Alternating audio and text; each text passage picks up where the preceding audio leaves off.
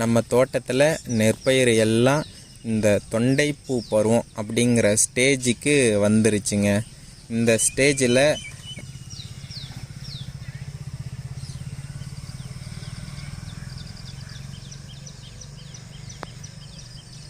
ஏக்கருக்கு 25 kilo ammonium sulphate, potash ஒரு 20 kilo சேர்த்து கொடுப்போங்க.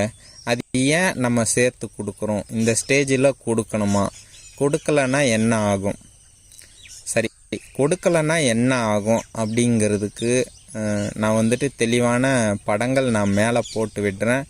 இந்த மாதிரி ப்ராப்ளம் ஷியோராக நமக்கு வந்துட்டு வயலில் வரும். ஏன்னா விவசாயம் செய்கிற எல்லாருக்குமே தெரியும் இந்த மாதிரி ப்ராப்ளம் ஏன் வருதுன்னா, நம்ம இந்த ஸ்டேஜில் அம்மோனியம் சல்ஃபேட் கொடுத்தோம்னா பூ வந்துட்டு ஒரே நேரத்தில் வெடித்து முழுமையாக வெளியே வந்துடும்.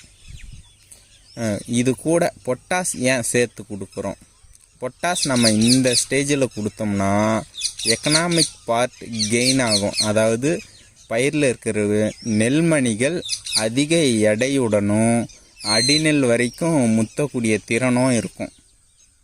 இப்படி இருக்கும்போது நமக்கு ஷியோராக 100% ஈல்டு அதிகரிக்கும். இதுக்காகத்தாங்க நம்ம இப்போ கொடுக்க போகிறோம்.